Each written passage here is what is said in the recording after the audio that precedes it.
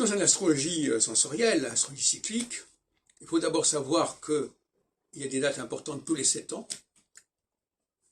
Il est donc important de connaître ces dates, c'est pas compliqué, hein. Une fois qu'on les connaît, on les connaît. Vous avez qu'à connaître une douzaine de dates ou tout au plus, c'est déjà pas mal. Alors on peut le faire avec Saturne sur les axes, on peut le faire avec n'importe quelle autre planète également sur les axes, et ça permet de diviser en 4 normalement chaque cycle planétaire. Et à l'intérieur de chaque cycle, il y a le contenant et le contenu. Les dates qui permettent de déterminer le début d'un cycle, c'est le contenant, et puis les dates qui suivent jusqu'au cycle suivant, c'est le contenu. Alors,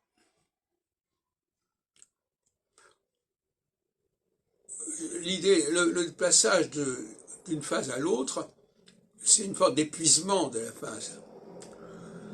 On est épuisé, l'énergie en rapport avec cette phase n'est plus là, et il y a une perte de confiance qui oblige à faire confiance à la phase suivante. On dit, bah oui, ça ne marche plus, on va faire autre chose. Voilà. C'est l'alternance, l'alternative.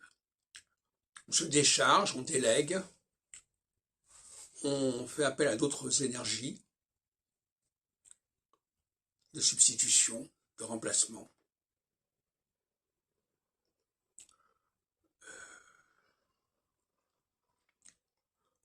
Donc actuellement, nous passons vers une nouvelle phase équinoxiale, qui,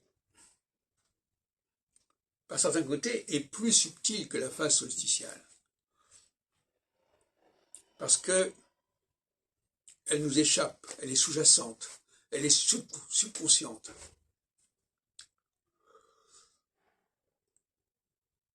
Vox populi, vox dei, interroger le peuple, c'est un acte presque magique.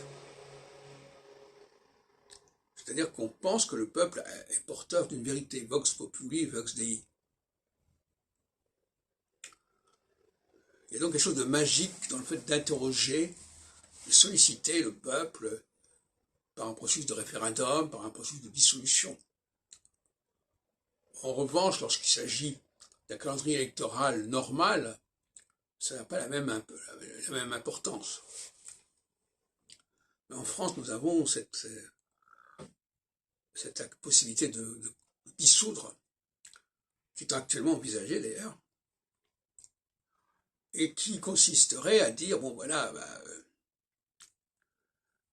on n'arrive pas à trouver de solution entre les différents responsables pour passer par-dessus leur tête et s'adresser directement au peuple.